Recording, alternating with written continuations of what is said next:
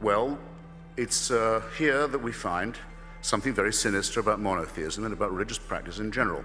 It is incipiently, at least, and I think often explicitly, totalitarian. I have no say in this. I am born under a celestial dictatorship which I could not have had any hand in choosing. I don't put myself under its government. I am told that it can watch me while I sleep.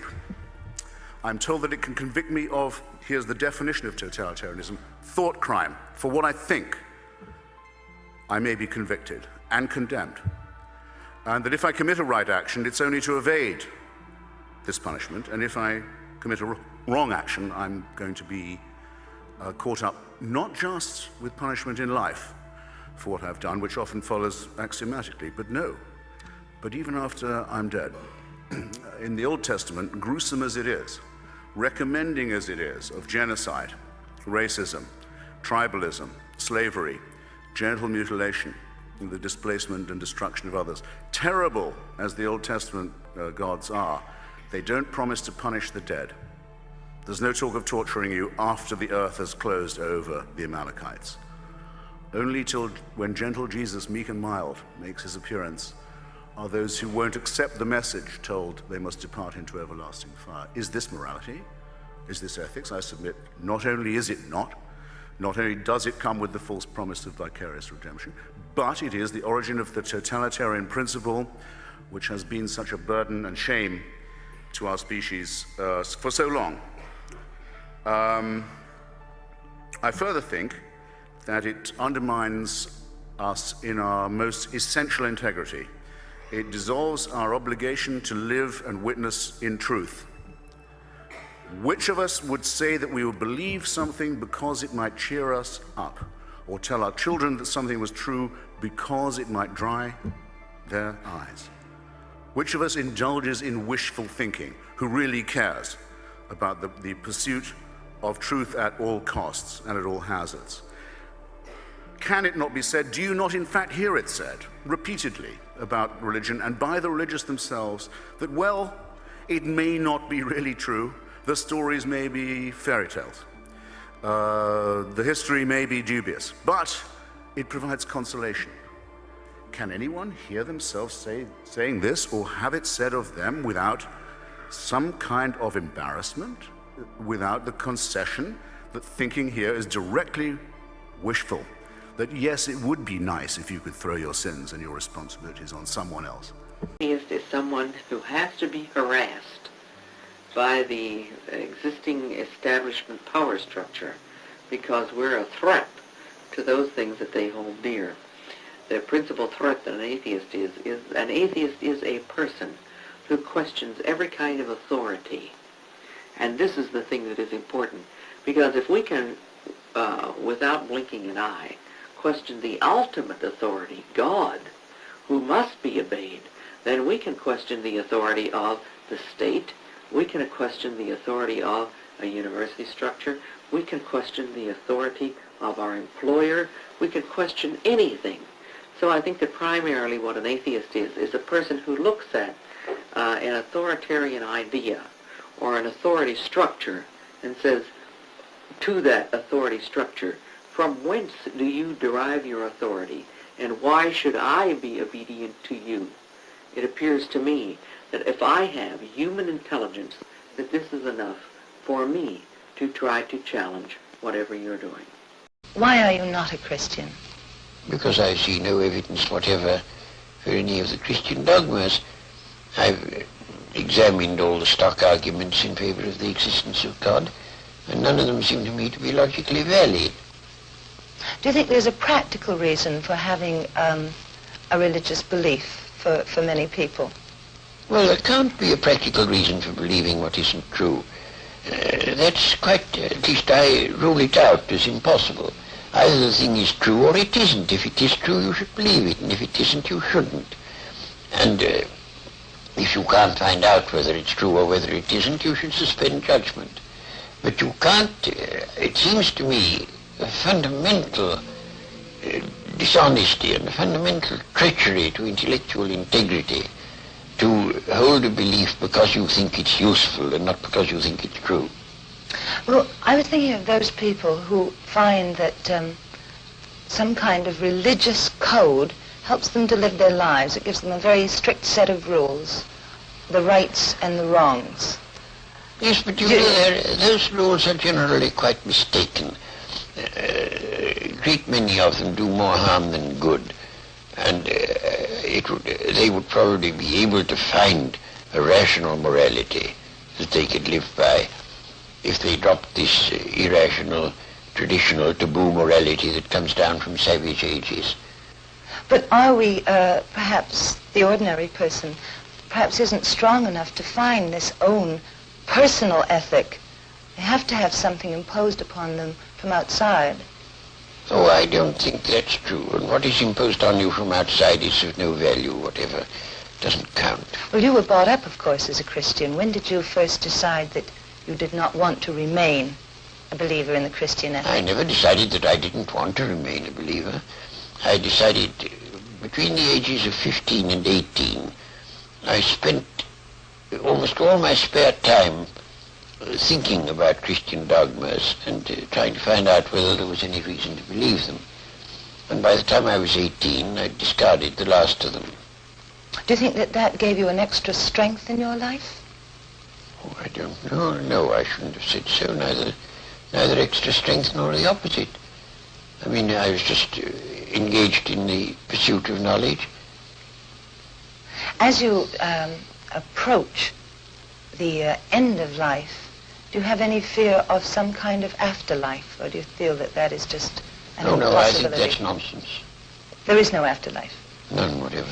Do you have any fear of something that is common amongst atheists and agnostics who have been atheists or agnostics all their lives, who are converted just before they die to a form of religion?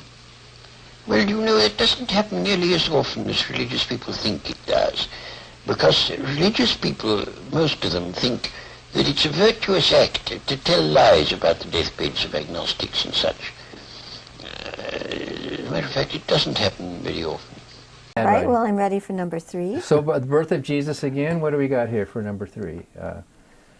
Okay, so this is a kind of a lightweight one, but we all hear about peace on earth. In Luke, the birth of Jesus, it was heralded by the angels singing, "On earth, peace, goodwill toward men." And Jesus himself even said in John, "Peace I leave with you, my peace I give to you." And Luke writes that the Word of God was preaching peace by Jesus Christ. So peace, we talk about Christianity as the religion of peace, right? Prince of Peace, right? He's the Prince of Peace, right? And the Muslims do the same thing with their religion. Yeah, peace.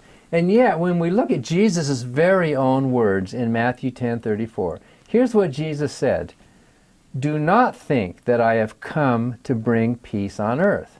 I have not come to bring peace, but a sword. For I have come to set a man against his father, and a daughter against her mother, and a daughter-in-law against her mother-in-law, and one's foes will be members of one's own household."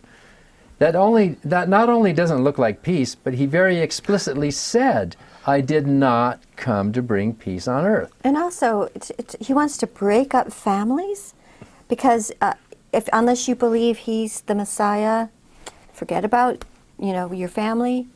Yeah. I mean, a very cultish, kind of Jim Jones-ish, Yeah. which is how Jim Jones acted too. Yeah, I'm more important to you than your children and your brothers and sisters. That you actually want to divide families. Yeah, yeah. So that's a big one. I think so, and it's a theological contradiction as well. Was he a man of peace? That's what everybody says. That's what I used to preach. But Jesus, in his own words, don't think that I've come to bring peace. I didn't come to bring peace on earth. But a sword. So how do they possibly try to worm out of that? Because it seems as clear as it can possibly be. Well, I suppose maybe the second commandment was the Second Amendment, the right to bear swords. I suppose that the Christians have that idea that we can be militaristic. Well, is it also that they just ignore it? They gloss over it? Peace on earth, goodwill to all is what you hear at Christmas time. They're just going to ignore it. Well, and so, of course, even we can think up some kind of a semi-plausible explanation to try to explain away contradictions. peace on earth, he really came to bring peace in heaven. We're all going to go to heaven and have peace. And while his message is so controversial, and Christians are going to be so persecuted because of this radical message, they're going to be fighting. And so in order to defend yourself, you poor Christians have got to defend yourself. You better go, he even told the disciples, sell your cloaks and buy a sword.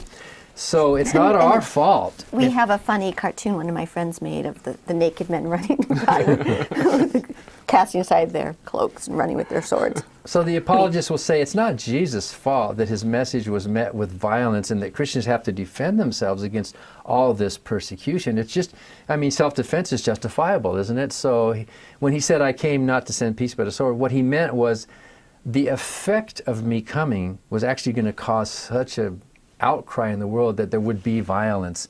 It's not my fault, it's the fault of these evil non-believers. But it seems to say more than that.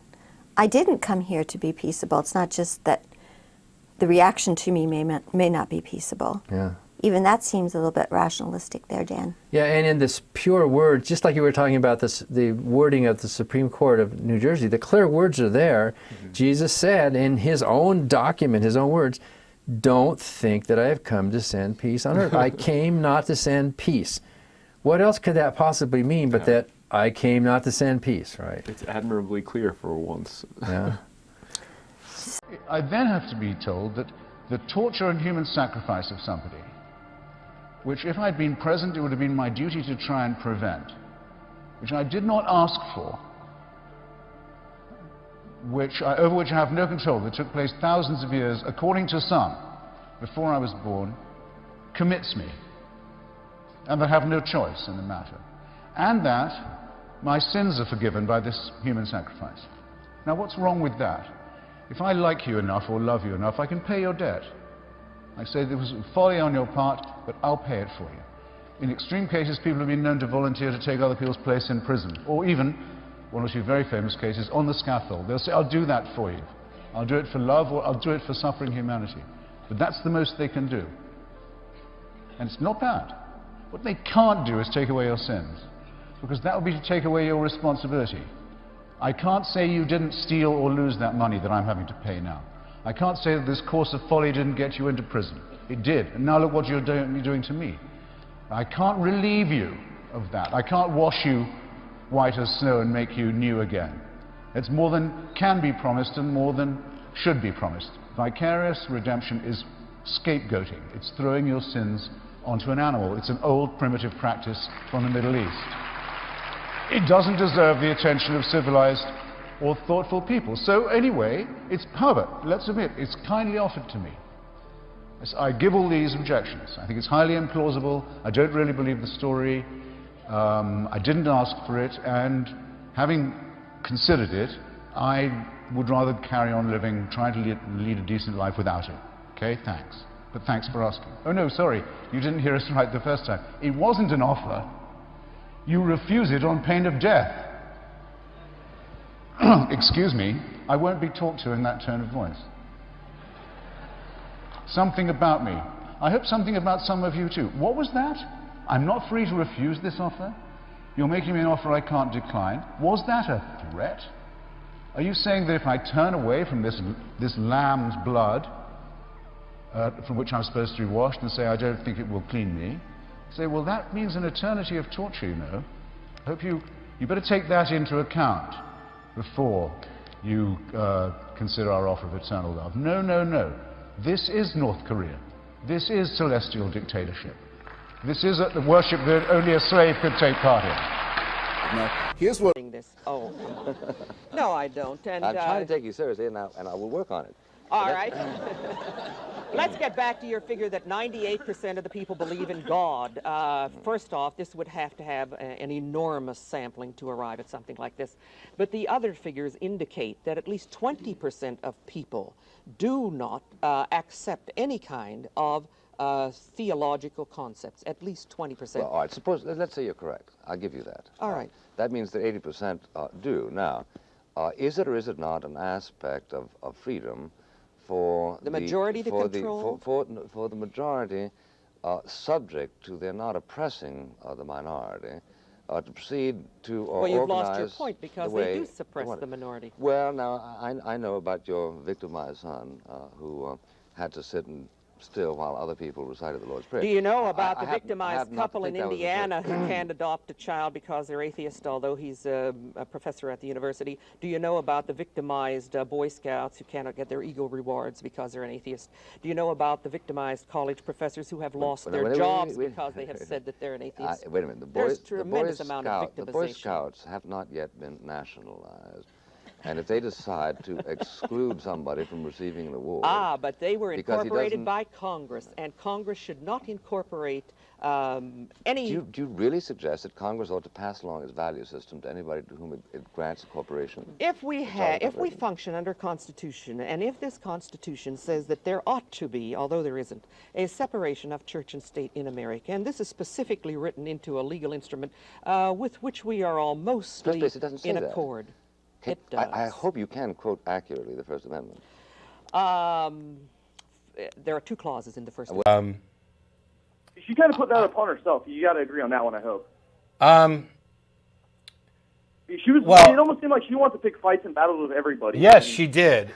Yes, she did. But that's. She was a Hellcat. The thing is that when you look at somebody like that, and it's easy to say, oh, they were extremist, or they gave atheism a bad name. They were too confrontational. The fact of the matter is, she saw problems, and she was honest and forthright about making sure that those problems were addressed. And I think if it weren't for the fact that we had Madeline as caustic and in your face as she was during those years, none of us would be sitting here today. I don't think 9/11 changed some people's minds about religion. I got to put you on hold because there's noise on your line. 9/11 changed some people's minds about religion, for and against, and that had a huge impact. But if it hadn't been for some fundamental changes that happened because of Madeline and others like her, I don't think any of us would be sitting here today doing this show.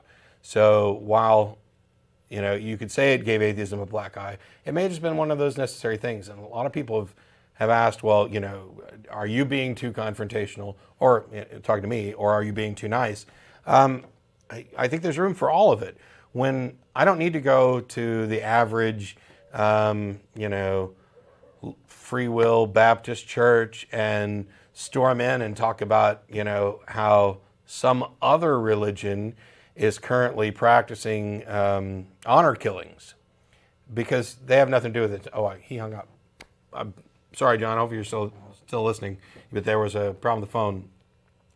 Yeah, there's no reason for me to rail on him for that, and there's no reason for me to rail on other religious people for things that they don't have any involvement with. But there is a time to rail on that. The Pope, before he was Pope.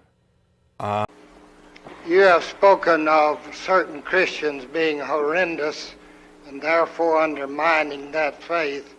Have you known any atheists to be horrendous?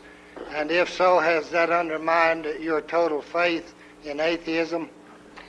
I can only speak for those atheists that I know of in respect to what we conceive of as a valid atheism. For instance, in Russia today, and in Russia in recent prior history, atheism has been used as a political tool, just as Christianity is used in America today as a political tool, as a weapon to drive people or to influence people. I don't know some of the things that have happened in respect to mass movements of atheism, etc., in Russia, because the history has not been made open to us. But I know atheists here. The very first institute that we ever had in America, which was a research institute, the Smithsonian Institute, was founded by a deist, which is a precursor in America to an atheist. The very first secular college was founded by a deist in America. The very first astronomical laboratory was founded by a deist and atheist in America. And I'm talking about Girard College, Smithsonian Institute. I'm talking about Thomas Alva Edison, Mark Twain, Florence Nightingale, almost every great name that really did something, somewhere along the line, rejected the Christian ethic. Who were horrendous. I'm certain that Stalin was an atheist. I have read a great deal about him. This doesn't shatter my faith in the tenets of atheism. It means that there are perhaps monsters in every religion.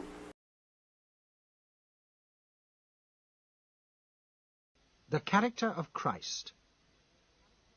I now want to say a few words upon a topic which I often think is not quite sufficiently dealt with by rationalists, and that is the question whether Christ was the best and wisest of men. It is generally taken for granted that we should all agree that that was so. I do not, myself. I think that there are a good many points upon which I agree with Christ, a great deal more than the professing Christians do. I do not know that I could go with him all the way, but I could go with him much further than most professing Christians can. You will remember that he said, "Resist not evil, but whosoever shall smite thee on thy right cheek, turn to him the other also." That is not a new precept or a new principle. It was used by Lao Tse and Buddha some 500 or 600 years before Christ. But it is not a principle which, as a matter of fact, Christians accept. I have no doubt that the present Prime Minister, for instance, is a most sincere Christian, but I should not advise any of you to go and smite him on one cheek. I think you might find that he thought this text was intended in a figurative sense. Then there is another point which I consider excellent. You will remember that Christ said, "Judge not, lest ye be judged." That principle I do not think you would find was popular in the law courts of Christian countries. I have known in my time quite a number of judges who were very earnest Christians, and none of them felt that they were acting contrary to Christian principles in what they did. Then Christ says, "Give to him that asketh of thee, and from him that would borrow of thee, turn not thou away." That is a very good principle. Your chairman has reminded you that we are not here to talk politics, but I cannot help observing that the last general election was fought on the question of how desirable it was to turn away from him that would borrow of thee, so that one must assume that the liberals and conservatives of this country are composed of people who do not agree with the teaching of Christ, because they certainly did very emphatically turn away on that occasion. Then there is one other maxim of Christ, which I think has a great deal in it, but I do not find that it is very popular among some of our Christian friends. He says, "If thou wilt be perfect, go and sell that which thou hast, and give to the poor." That is a very excellent maxim, but, as I say, it is not much practiced. All these, I think, are good maxims, although they are a little difficult to live up to. I do not profess to live up to them myself, but then, after all, it is not quite the same thing as for a Christian.